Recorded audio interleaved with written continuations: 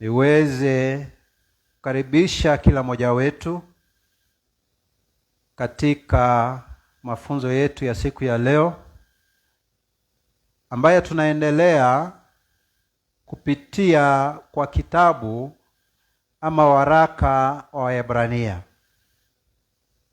Kama kawaida yetu, tunaanza kitabu kutoka mwanzo, tunasoma tukifululiza mpaka tunamaliza bila kuruka neno, ili tuweze kupata ushauri wote wa Mungu. Kwa wakati huu Jumapili tuliweza kufika mstari wa 6 katika sura ya 3 ya kitabu cha Waebrania, ama Hebrews chapter 3 verse 6. Sasa tutaanzia mstari wa 7 wa Waebrania sura ya 3 kuanzia mstari wa 7. Wacha nisome mpaka mstari wa 12. Natumai ya kwamba taweza kumaliza maelezo. Wacha tusome Waebrania sura ya 3 mstari wa 7 hadi mstari wa 12. Neno la Mungu nasema hivi: kwa hiyo kama anenavyo Roho Mtakatifu, leo kama mtaisikia sauti yake, msifanye migumu mioyo yenu kama wakati wa kukasirisha, siku ya kujaribiwa katika jangwa. Hapo baba zenu waliponijaribu, wakanipima, wakaona matendo yangu miaka 40. Kwa hiyo nilichukizwa na kizazi hiki, nikasema, siku zote ni watu waliopotoka mioyo hawa. Hawakuzijua njia zangu. Kama nilivyoapa kwa hasira yangu, hawataingia rahani mwangu. Angalieni ndugu zangu, usiwe katika mmoja wenu moyo mbovu wa kutokuamini, kwa kujitenga na Mungu aliye hai. Bwana Yesu asifiwe. Katika hiyo misari tumesoma, mstari wa 7 unaanza na neno kwa hivyo, ama kwa kizungu therefore, kumaanisha ni kuendelea kutoka kwa maneno ambaye yametanguliwa. Na nakumbuka mstari wa 6 tuliongea kuhusu Yesu ambaye ni mwana katika nyumba yake Mungu, na sehemu ya pili ikasema ya kwamba hiyo nyumba ya Mungu, sisi ni sehemu ya hiyo nyumba ya Mungu. Lakini hapo mbele inasema, na nafikiri ni vema tusome huo mstari wa 6. Nasema hivi: bali Kristo kama mwana juu ya nyumba ya Mungu, ambaye nyumba yake ni sisi, kama tukishikamana sana na ujasiri wetu na fahari ya taraja letu mpaka mwisho. Kuna jambo hapa watu wanakosa kulipata. Sisi ni nyumba ya Mungu kulingana na huo mstari wa 6. Na wakati nasema nyumba ya Mungu, inamaanisha wale ambao kupitia kwa kuamini Yesu Kristo kama ilivyoko katika Injili ya Yohana sura ya kwanza mstari wa 10 ama 11, ya kwamba wale waliomwamini Yesu Kristo aliwapa uwezo wa kuitwa wana wa Mungu. Sio wana wa Mungu ambao wamefanyika kwa mapenzi ya mwili ama damu, ila ni kwa njia ya Mungu ambaye ni njia ya Roho. Kwa hivyo wakati Biblia inasema ya kwamba sisi ni nyumba ya Mungu, inaongea kuhusu sisi ambao tulisikia habari ya Yesu Kristo, tukatubu dhambi zetu na tukampokea kama Mwokozi na Bwana katika maisha yetu. Hiyo ni nyumba ya Mungu, ama kwa njia nyingine kanisa takatifu. Watu ambao wametubu dhambi zao, wamempokea Kristo kama Bwana na Mwokozi maishani mwao, na wamejisalimisha kwa mwongozo wa Roho Mtakatifu. Lakini kuna jambo hapa, naweza sema condition ambayo imewekwa.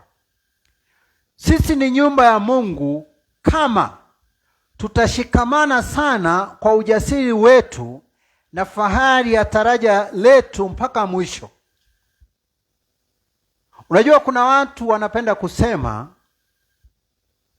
once saved always saved. Ati kwamba kama ulishaokoka, hata ukitoka katika njia za Mungu, ati ulishaokoka, hauwezi rudi nyuma, ati hauwezi kosa kuhesabiwa kama nyumba ya Mungu. Lakini hapana, Biblia inasema ya kwamba tunabaki kuwa nyumba ya Mungu, tunabaki kuwa kanisa lake takatifu kama tukiendelea kushikilia kwa ujasiri imani yetu na tarajio ama tumaini letu la umilele, tukishikilia mpaka mwisho. Kwa hivyo kama wewe umeishi kwa haya mafunzo potovu ya kwamba kama ulishaokoka, hata ukitoka katika njia za Mungu ati bado unabaki umeokoka, hapana. Kuna vigezo vya kubaki ukiwa mwokovu. Unabaki tu kuwa sehemu ya nyumba ya Mungu ama kanisa lake takatifu kama utaendelea kushikilia kwa ujasiri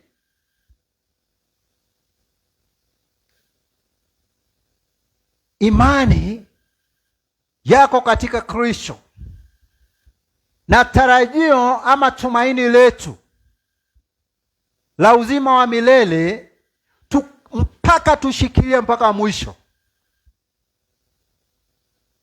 Kama umetoka katika kushikilia imani yako katika Kristo,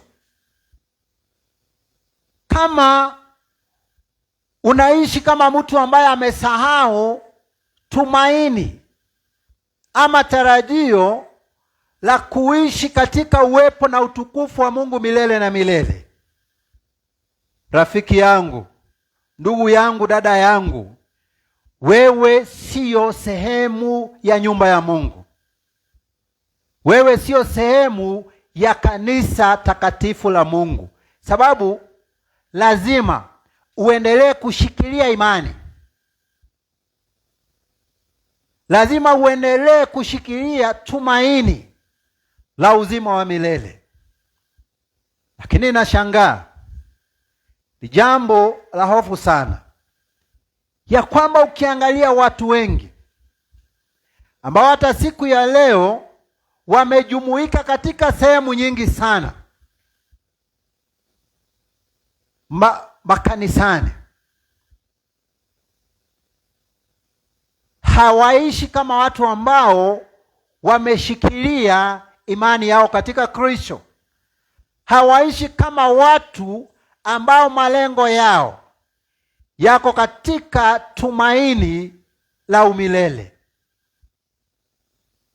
Watu walisahau, walijisahau, walisahau wokovu wao, walisahau tumaini la umilele, wakabebwa na mawimbi na dhoruba za kiulimwengu na huu mwili na matamanio yake, wakasahau.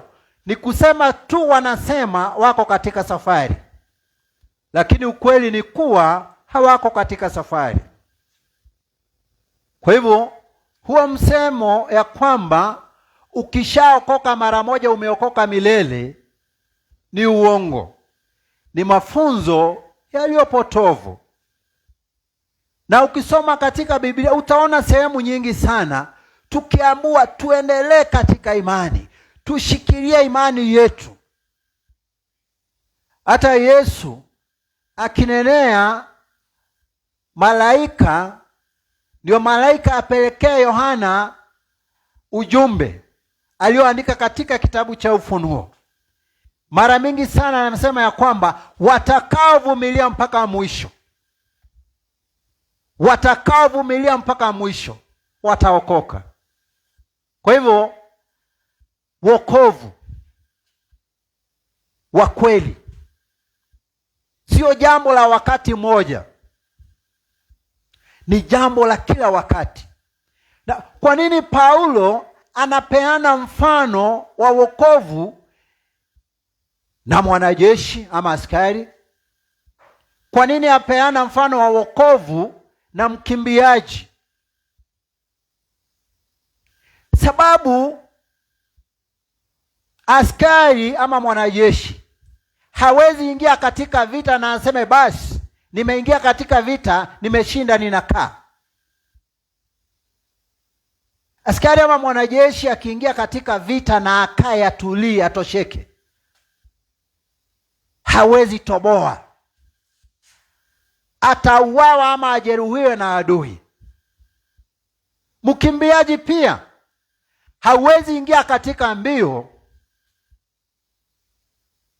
ile sauti ya kwanza inayopigwa ya kuanza kukimbia, useme mradi mimi nimejisajili katika hizi mbio,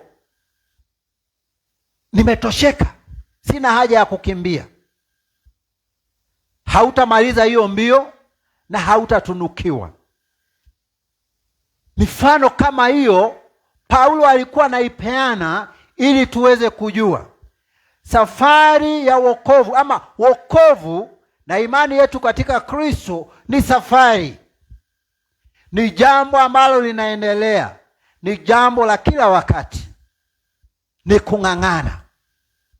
Hata Paulo mahali pengine akasema ya kwamba amepigana vita vyema vya imani. Amepigana vita vyema vya imani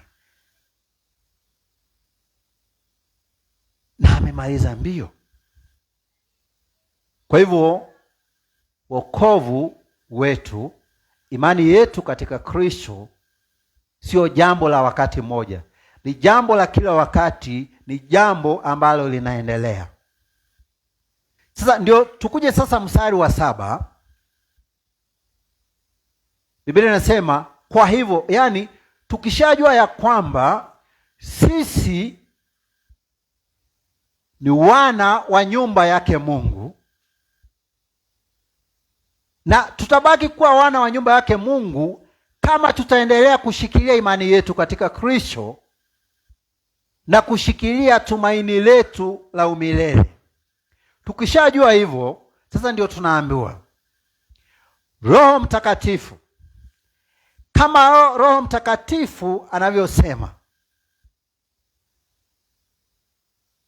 leo kama mtaisikia sauti yake, msifanye migumu mioyo yenu kama wakati wa kukasirisha, siku ya kujaribiwa katika jangwa. Unaona, ni Roho Mtakatifu anatukumbusha hata siku ya leo ya kwamba tukumbuke kuwa wokovu wa kweli, kuwa kanisa la Mungu takatifu, kuwa waumini na wafuasi wake Yesu Kristo. Sio kusema tu, ni jambo la kuendelea. Lazima tushikilie imani yetu katika Kristo, na pia malengo yetu ama tumaini letu la uzima wa milele lazima tushikilie mpaka mwisho. Hata Biblia inasema mpaka mwisho, sio mpaka wakati fulani, mpaka mwisho.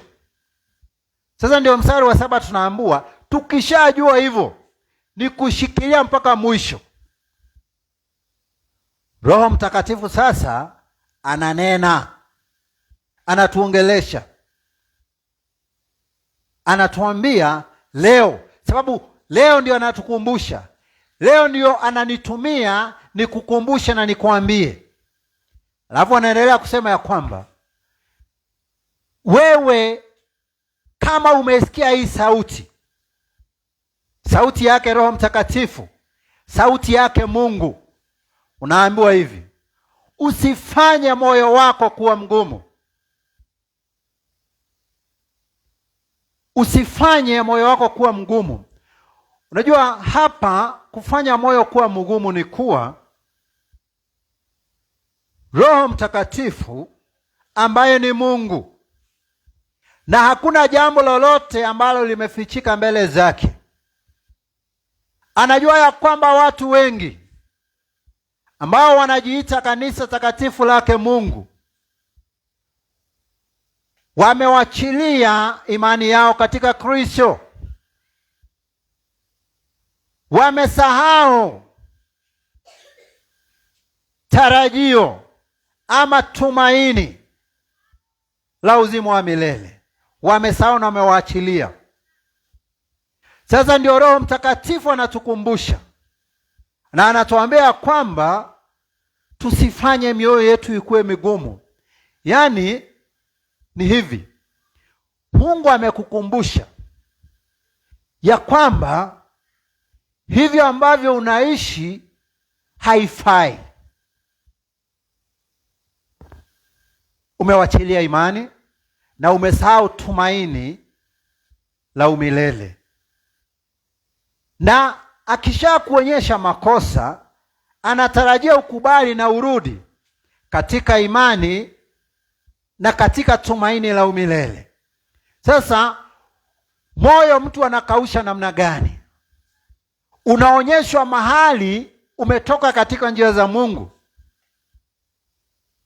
na unaambiwa urudi katika njia zake Mungu, lakini unakataa. Hiyo ndio inaitwa kufanya moyo wako uwe mgumu.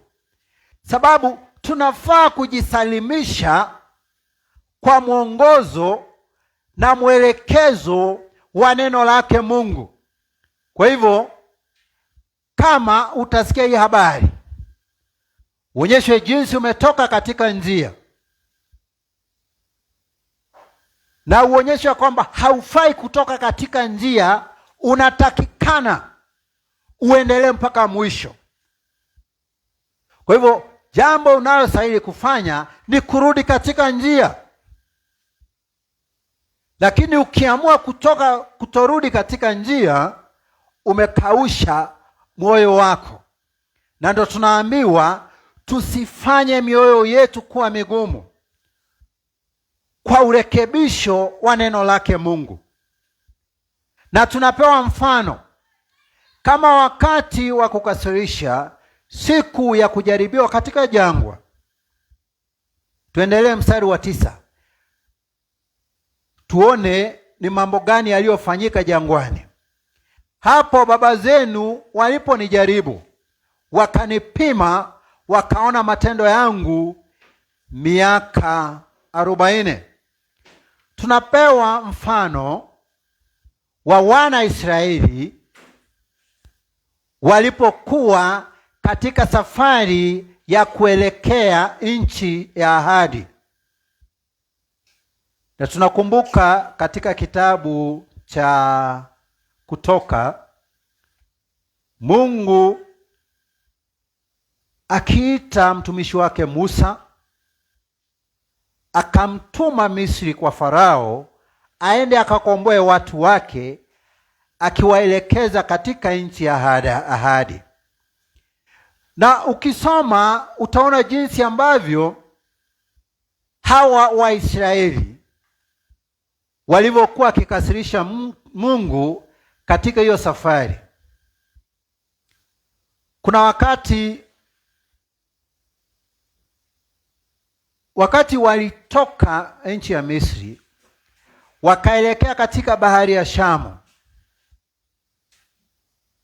kakuwa kuna maji ya bahari mbele zao na nyuma maadui zao wamewafuata, jeshi la Farao ama Misri. Walimtetea na wakamkelelesha Musa, wakamwambia, si ungeacha tukufie huko? Sasa tutafanya nini? Ulitutoa huko ukuje utuulie hapa. Naye Musa akalilia Mungu, naye Mungu akamuuliza, ni nini ulicho nacho mkononi? Kamwambia, ni fimbo.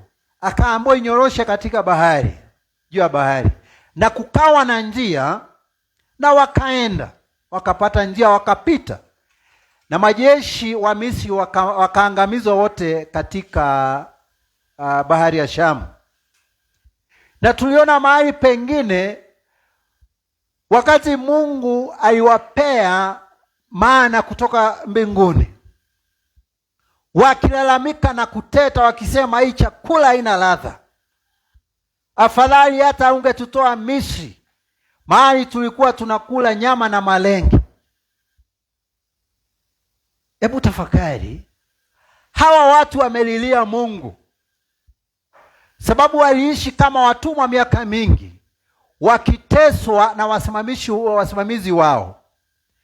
Mungu akasikia kilio chao, akawatoa katika utumwa, akawaendesha safarini na ishara na miujiza mingi.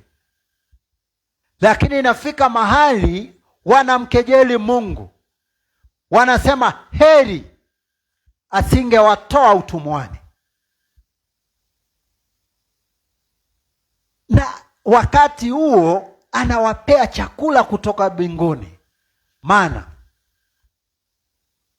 Wanakosa kuona hayo, wanakosa kuona yale ambayo Mungu amewafanyia.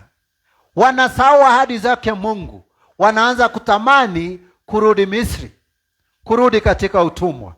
Sasa ndio sisi nao tunaambiwa tusiwe kama hawa watu, sababu mimi ninaposoma maandiko kama haya ninarudisha akili na mawazo yangu nyuma, jinsi nilivyokuwa kabla ya kuokoka, jinsi nilivyokuwa nimehangaishwa na shetani katika raha na anasa na dhambi na maovu yote. Nilikuwa ninakaa ninafikiria maisha yangu, ninaona ninavyoishi, mpaka najihurumia na naamua ya kwamba nitabadilisha. Lakini kidogo tu ninapata nimerudi huko, mpaka wakati mmoja nikasimama nikasema, nikiendelea kuishi hivi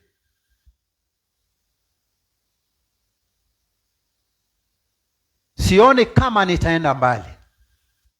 Na nikaanza kuambia Mungu anisaidie, aniokoe. Na sababu nilikuwa nimelelewa katika msingi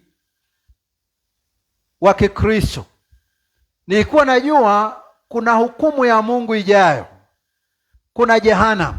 Shetani alikuwa ananidanganya ati nikae tu hivyo maisha ya anasa na kumwasi Mungu, nikijua nimekaribia kufa, ati ndio niokoke.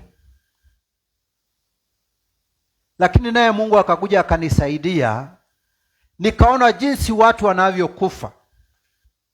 Hakuna utaratibu unaofuatwa kuhusiana na kifo. Mna mtu asubuhi unapigiwa simu ama unapata habari hayuko, na hakuwa mgonjwa, hakuwa mzee. Mungu aliponisaidia kufahamu hayo, nikamwambia nisaidie niweze kuokoka, na hakika akaniokoa. Na kutoka wakati huo mpaka sasa natembea pamoja naye. Sasa ninafikiria jinsi ambavyo Mungu alisikia kilio cha hawa watu,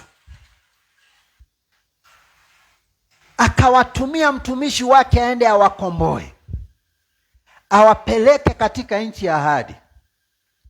Lakini wanafika mahali wanakula, wanashiba, wanaanza kusema hii chakula haina ladha.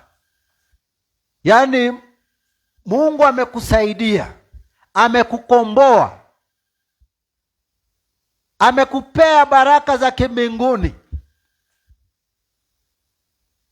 unaishi maisha mema, maisha yako yanabadilika, na bado anakupeleka mbele ukielekea nchi ya ahadi. Lakini nafika mahali hata sijui ninaweza sema nini. Sijui ni kiburi, sijui ni ujinga. Unaanza kutamani kurudi mahali Mungu alikutoa, na unaona na macho yako jinsi ambavyo watu wanaangamia. Unawezaje tamani kurudi mahali kama hapo?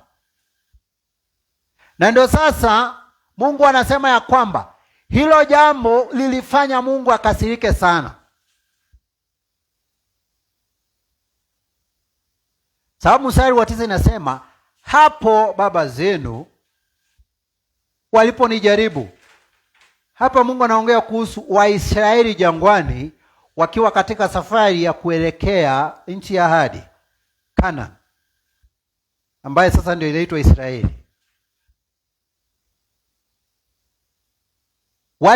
Walijaribu Mungu, wakampima, wakaona matendo yake miaka 40. Hebu ona rehema zake Mungu. Hawa watu wanateta hivi dhidi yake Mungu, wanamjaribu, lakini Mungu naye anatenda na wanaona. Sababu ukisoma hiyo safari ya Waisraeli kutoka Misri kwenda mpaka nchi ya ahadi, utaona uvumilivu wake Mungu, utaona rehema ya Mungu juu ya watu wake.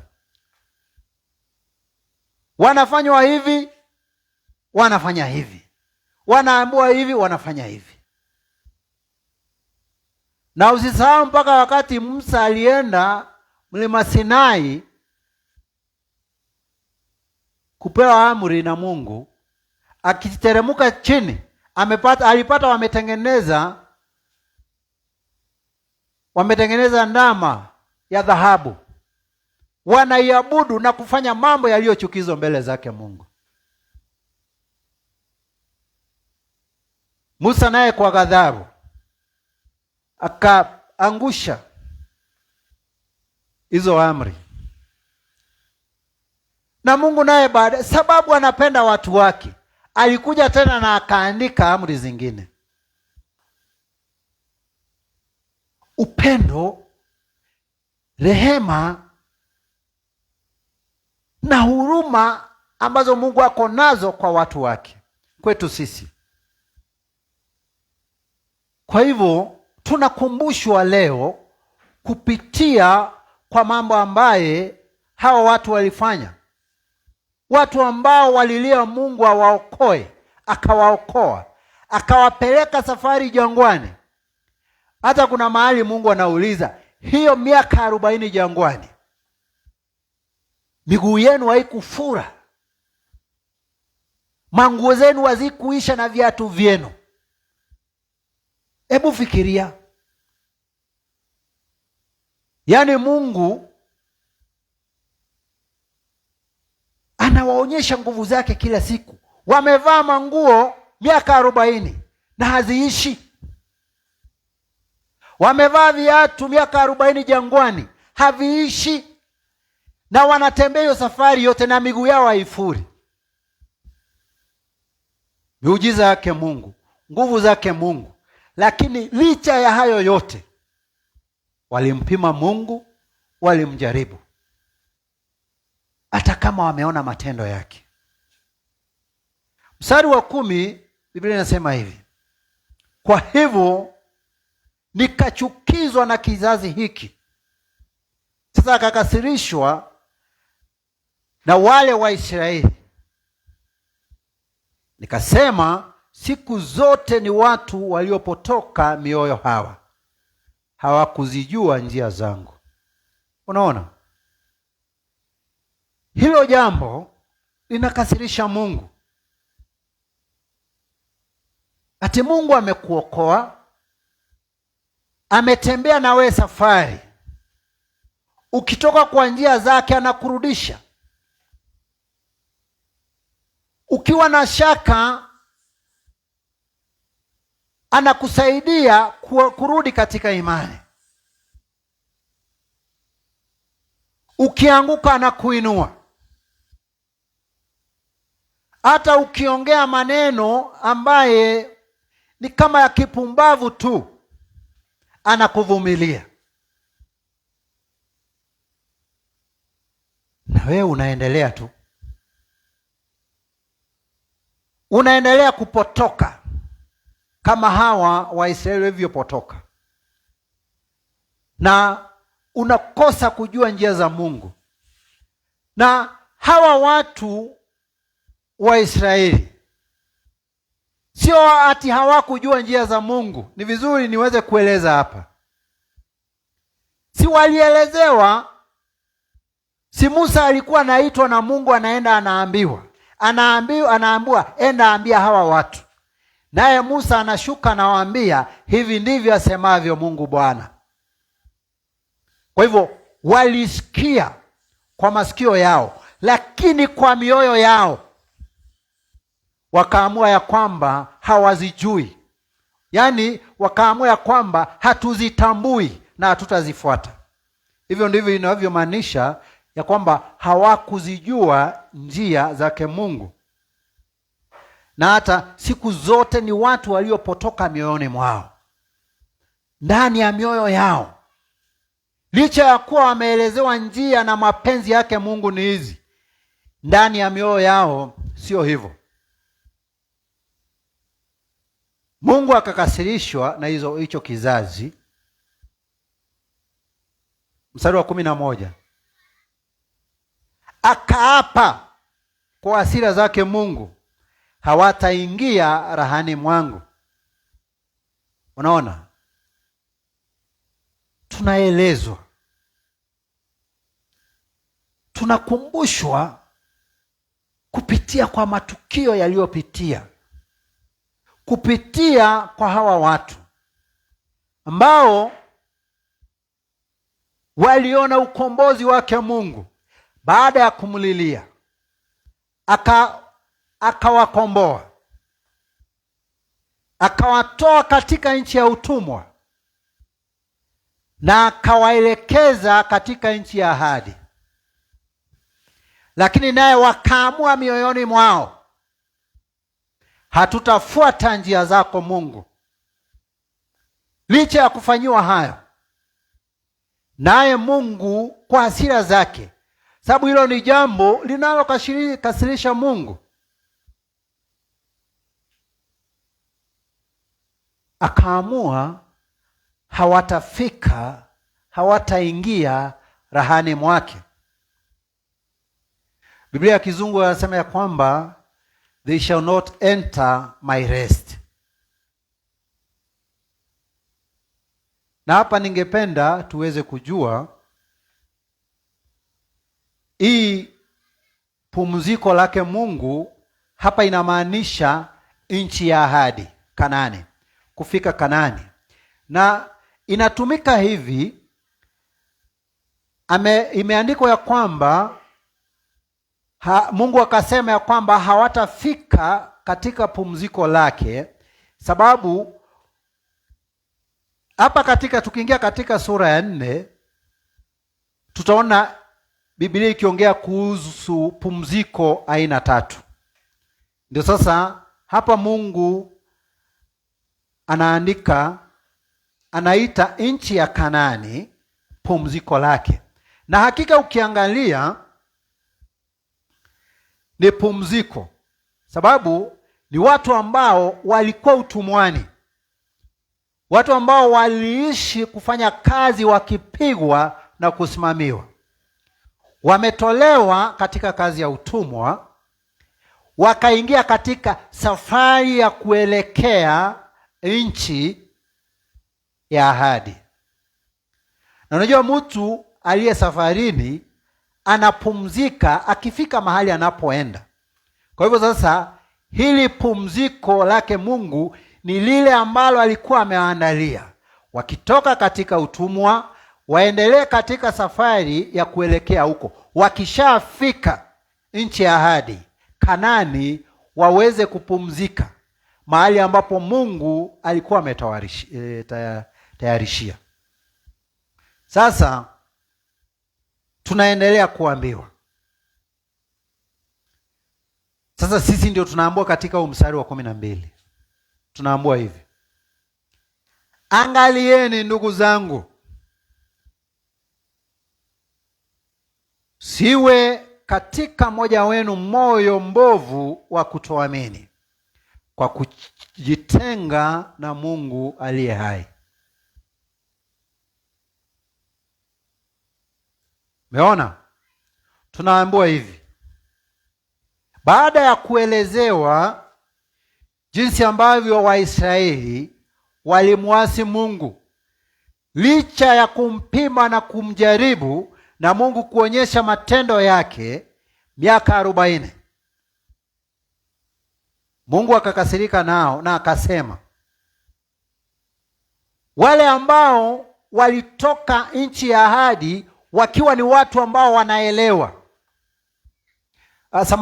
Wale ambao walitoka nchi ya Misri wakiwa ni watu ambao wanaelewa na wanafahamu, waliojua jinsi walivyokuwa wakiishi shida na matatizo ya utumwa, na vile Mungu aliwakomboa kutoka nchi ya utumwa. Wale ambao walikuwa wanaelewa na wakapuuza hayo mambo, hawakufika katika nchi ya ahadi. Hawakufika. Kuna wale walifika, lakini Biblia inasema ya kwamba wale ambao walitoka nchi ya ahadi wakiwa ni watu wanajielewa, sikumbuki vizuri ilikuwa wa umri gani, hawakufika nchi ya ahadi, isipokuwa Musa na Kalebu, na wale ambao Yoshua na Caleb, wale ambao walienda kuangalia nchi ya ahadi na wakakuja na ripoti nzuri. Hao walifika, lakini hao wengine wote hawakufika. Sasa ndio tunaambiwa tujichunge, isiwe katika mmoja wetu moyo mbovu wa kutoamini. Unaona? Sababu ile kitu ilifanya hawa watu wakose kufika katika nchi ya ahadi, kufika katika pumziko lake Mungu, ni kutoamini. Sababu maneno waliambiwa. Musa alikuwa anaitwa na Mungu, anapewa habari, anaambiwa enda ambia hawa watu. Musa naye anakuja kwa watu, anawaambia hivi ndivyo asemavyo Mungu Bwana. Anawaelezea. Kwa hivyo walikuwa na habari. Shida ni kuwa hawakuamini. Walipata habari lakini hawakuamini. Hawakuichukua mioyoni mwao. Hawakuidhamini habari ambayo walipewa. Sasa sisi nao tunaonywa siku ya leo ya kwamba tuangalie kusiwe katika mmoja wetu moyo muovu wa kutoamini. Ona venye Mungu anakujali wewe, venye Mungu anadhamani hata nafsi moja. Sababu anasema tuchunge miongoni mwetu kusikwe na hata moja mwenye moyo muovu wa kutoamini. Hataki hata mtu mmoja apotee. Hayo ndio mapenzi yake Mungu, kusiwe na wakupotea. Wale ambao wameokoka, wale ambao walililia Mungu katika dhambi zao, naye akatuma Yesu Kristo maishani mwenu, akawaokoa na akawakomboa, na mkaanza sasa safari naye kuelekea katika pumziko la kiumilele la Mungu. Hataki hata mmoja wenu wapotee. Na nasema tuangalie sana kusitokee mmoja wetu ama mmoja miongoni mwetu aliye na moyo mwovu wa kutoamini. Hivyo ni kumaanisha hata Biblia ya Kizungu inasema vizuri, inasema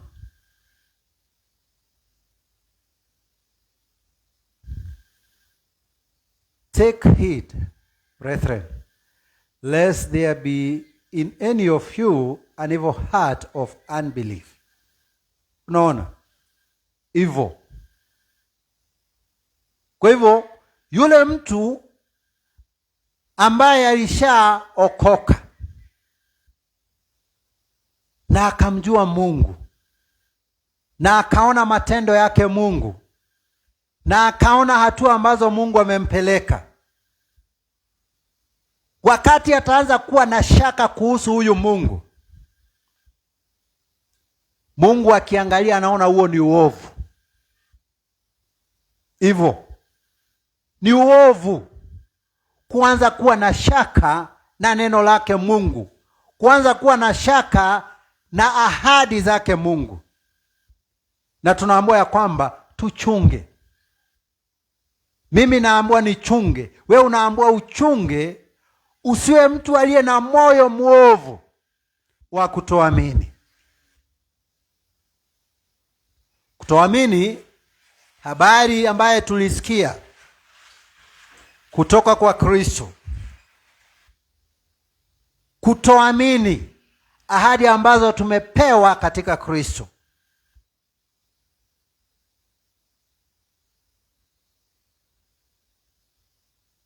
Na huo mstari wa 12 unasema nini? Kwa kujitenga na Mungu aliye hai. Unaona? Kujitenga na Mungu aliye hai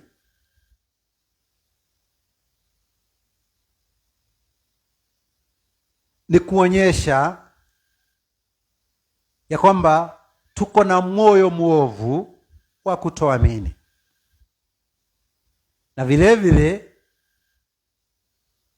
kutokuwa ama kutoamini habari yake Mungu, kutoamini matendo yake Mungu, kutoamini hatua ambazo Mungu ametupeleka. Yaani ni kama kusahau, kuzikosea maana. Hiyo ni kujitenga na Mungu aliye hai. Kwa hivyo ili tuweze kuendelea na huyu Mungu aliye hai, hatufai kusahau mahali ambapo Mungu alitutoa. Hatufai kusahau jinsi ambavyo tulililia Mungu katika shida zetu na matatizo yetu, katika kuangamia kwetu. Tusisahau jinsi tulivyomlilia Mungu. Na pia hatufai kusahau jinsi Mungu alivyotenda kuhusiana na kilio chetu kwake. Na pia hatufai kusahau hatua ambazo Mungu amepiga pamoja nasi katika nyanja zote za maisha yetu, katika kazi zetu, katika biashara zetu, katika ndoa zetu, katika watoto wetu, katika miili yetu na katika afya zetu. Hatufai kusahau, na zaidi ya yote tujue ya kwamba tunafaa kushikilia kwa ujasiri imani yetu katika Kristo na tarajio ama tumaini tulilo nalo la umilele katika Kristo. Tunafaa kulishikilia mpaka mwisho. Bure tusipofanya hayo, tutakuwa kama hawa Waisraeli ambao Mungu alikasirishwa nao, na kwa hasira akasema ya kwamba hawataingia katika pumziko lake, hawataingia katika nchi ya ahadi. Tunafaa kukumbuka ya kwamba Mungu hatukumbushi hivyo sababu anatuchukia. Hapana. Anatukumbusha sababu vile ambavyo tumeona katika mstari wa 12, hataki hata mmoja wetu aweze kutengana na Mungu aliye hai. Ni kwa sababu ya upendo anaotupenda nao. Ni kwa sababu ya mipango mema aliyo nayo juu ya maisha yetu. Ndio sababu hataki hata mmoja wetu aweze kutengana naye Mungu aliye hai. Na nikimalizia, nirudie jinsi ambavyo Biblia inasema katika mstari wa 78. Kwa hivyo kama anenavyo Roho Mtakatifu, leo kama mtaisikia sauti yake, msifanye migumu mioyo yenu kama wakati wa kukasirisha, siku ya kujaribiwa katika jangwa. Naona kama anavyonena Roho Mtakatifu. Leo ujue ni Roho Mtakatifu ananena kupitia kwangu, kupitia kwa maandiko yake. Na hivi ndivyo anavyosema: kama utaisikia hii sauti, usifanye moyo wako kuwa ngumu kama wakati wa kukasirisha. Wakati wa Israeli walikasirisha Mungu jangwani. Hivyo ndivyo anavyosema Roho Mtakatifu, na kwamba kama umeisikia hii sauti, kama umesikia hiyo habari, usifanye moyo wako uwe mgumu kama vile Waisraeli walifanya, na Mungu naye akasema kwa hasira ya kwamba hawatafika nchi ya ahadi, hawatafika katika pumziko lake. Na Biblia imenukuu ya kwamba hao waliangamia jangwani, hawakufika nchi ya ahadi. Na huyo Mungu aliyenena hivyo na Waisraeli na ikakuwa hivyo, ndiye Mungu tunayehubiri hata siku ya leo. Na hivyo ndivyo anavyosema hata siku ya leo. Wale ambao watakosa kushikilia kwa ujasiri imani katika Kristo na kukosa kushikilia tarajio matumaini la umilele mpaka mwisho, hawataingia katika pumziko lake la umilele. Naomba ya kwamba Mungu atusaidie tuweze kutenda kulingana na neno lake. Atusaidie tunaposikia neno lake, tusifanye mioyo yetu ikuwe migumu, sababu ametuonyesha katika mstari wa 12 hataki hata mmoja wetu aweze kutengana naye aliye hai. Jina la Yesu na lisifiwe. Wacha tuweze kuomba ili tuweze kutamatisha ibada yetu ya siku.